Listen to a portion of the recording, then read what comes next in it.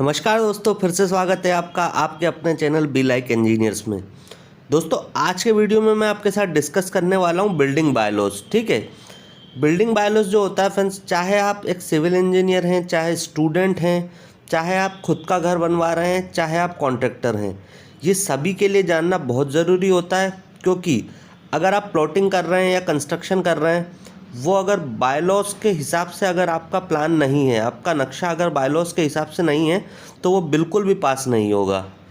इसीलिए मैं आज का ये वीडियो आपके लिए लेके आया हूँ, ताकि मैं पूरी तरह से आपको क्लियर कर सकूँ कि बिल्डिंग बायलॉज होता क्या है और क्या क्या चीज़ें आपको फॉलो करके चलना पड़ता है। तो चलिए वन बाय वन बायलॉज को डिस्कस करते हैं। तो चलिए सबसे पहले बात करते हैं परमिसिबल साइज ऑफ प्लॉट की। तो देखिए, सिंगल फैमिली यूनिट के लिए जो परमिसिबल प्लॉट साइज होता है वो होता है 100 मीटर स्क्वायर से 200 मीटर स्क्वायर। आपको यहाँ पर सब कुछ मीटर में ही मिलेगा, क्योंकि जो गवर्नमेंट के जो भी काम होते हैं वो मीटर में होते हैं, स्क्वायर फीट वगैरह में नहीं होते हैं।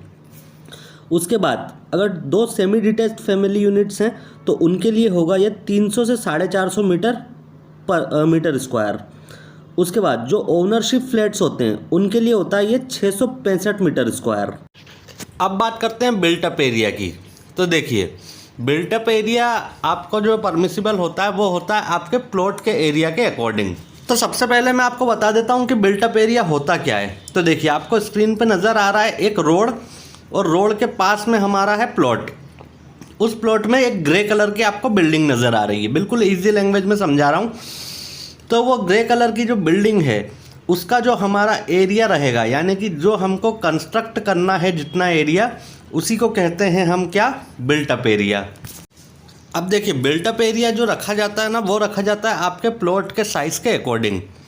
मान लीजिए कि आपके प्लॉट का साइज़ अगर 200 मीटर स्क्वायर से कम है तो आप बिल्टअप एरिया 60% रख सकते हैं 2 स्टोरी के साथ। अगर 200 से 500 मीटर स्क्वायर के बीच में है तो आपका बिल्टअप एरिया रहेगा 50%। अगर 500 से 1000 मीटर स्क्वायर के बीच में है तो आपका बिल्टअप एरिया रहेगा 40%। और अगर 1000 मीटर स्क्वायर से ज़्यादा है तो आपका बिल्टअप एरिया रहेगा 33.33%। तो दोस्तों, ये तो बात हुई बिल्टअप एरिया की। आइए अब बात करते हैं सेटबैक, या जिसको हम कहते हैं बिल्डिंग लाइन। तो देखिए फ्रेंड्स, इसमें क्या क्या आता है। सबसे पहले इसमें बात होती है फ्रंट स्पेस मार्जिन और open space in front of the street and on the road. यानी कि आपके घर के सामने जो रोड होगा, ठीक है, उससे आपको कितना स्पेस मार्जिन देना पड़ेगा। यानी कि उस जगह पे आप कंस्ट्रक्शन नहीं कर सकते, उतना जगह आपको छोड़ के कंस्ट्रक्शन करना पड़ता है। मैं स्पेसिफाइड नंबर इसलिए नहीं बता रहा हूँ क्योंकि जो होते हैं, जो बायलॉज जो होते हैं, वो हर जगह के लिए अलग अलग हो सकते हैं। लेकिन हाँ, मैं आपको इस वीडियो में पूरा एक आइडिया दे रहा हूँ कि किस किस चीज़ का ध्यान हमको रखना पड़ता है। तो चलिए सेकेंड पॉइंट की बात करते हैं कि सेटबैक का मतलब होता क्या है। कि देखिए, it is also known as the building line beyond which house should not be constructed.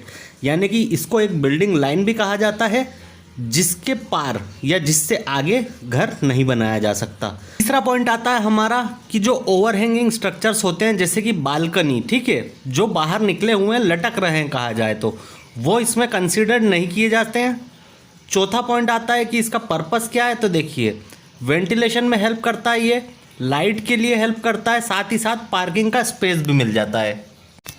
आइए अब बात करते हैं कि सेटबैक रखना कितना होता है। तो देखिए, रोड साइड और एडजेसेंट प्रॉपर्टीज़ की साइड जो मार्जिन आपको रखना होता है वो रखना होता है रोड साइड का तो 4.5 मीटर और एडजेसेंट प्रॉपर्टीज़ की तरफ 3 मीटर।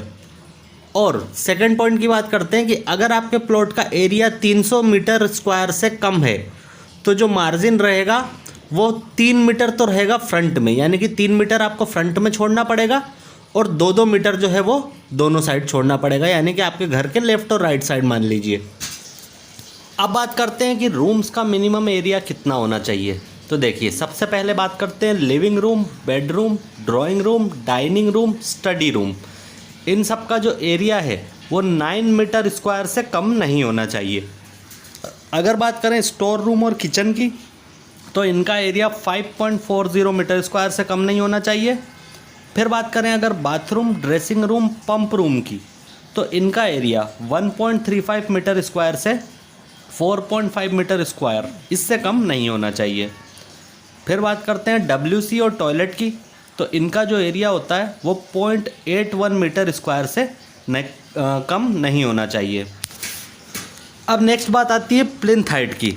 तो देखिए प्लिंथ हाइट में क्या होता है कि प्लिंथ हाइट जो है आपका रोड लेवल या प्लॉट लेवल, इन दोनों में से जो भी ऊपर है, ठीक है, दोनों में से जो भी ऊपर है उससे 0.45 सेंटीमीटर और ऊपर रहेगा आपका प्लिंथ, यानी कि 450 mm। याद रखिएगा, रोड लेवल या प्लॉट लेवल जो भी ऊपर रहेगा उससे आपको 450 mm और उठाना है प्लिंथ लेवल को। अब नेक्स्ट बात करते हैं हाइट ऑफ फ्लोर्स की।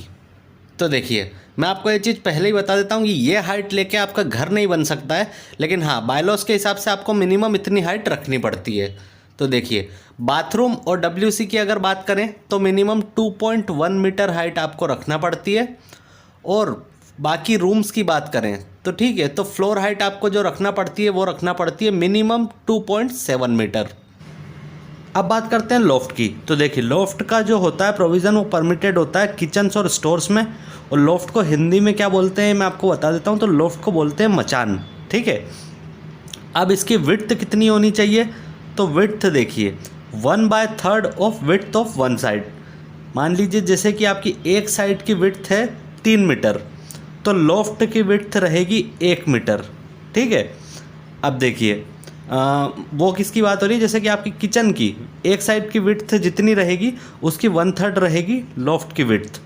और लॉफ्ट की अगर हाइट की बात करें तो ये रहेगी मैक्सिमम हाइट इसकी रह सकती है 2.1 मीटर। अब बात करते हैं वेंटिलेशन की।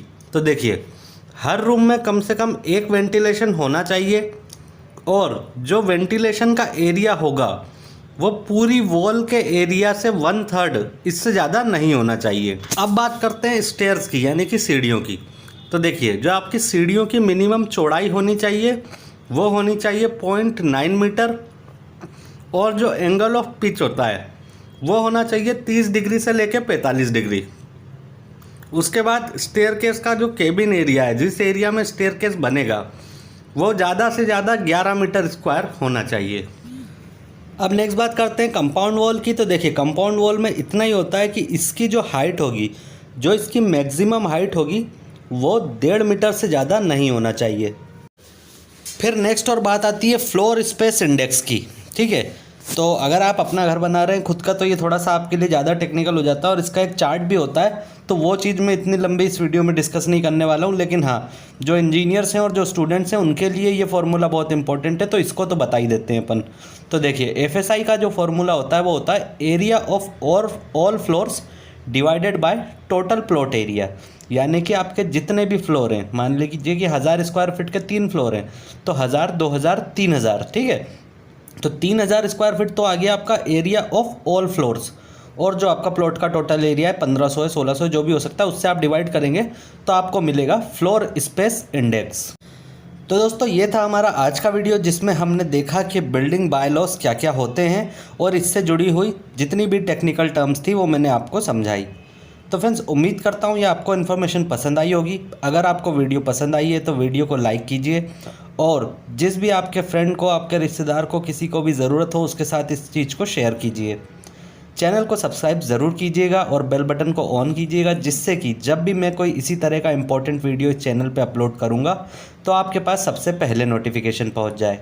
तो चलिए फ्रेंड्स मिलूँगा अगले वीडियो में एक और नई बेहतर जानकारी के साथ। तब तक के लिए विदा लेना चाहूँगा। जय हिंद, धन्यवाद।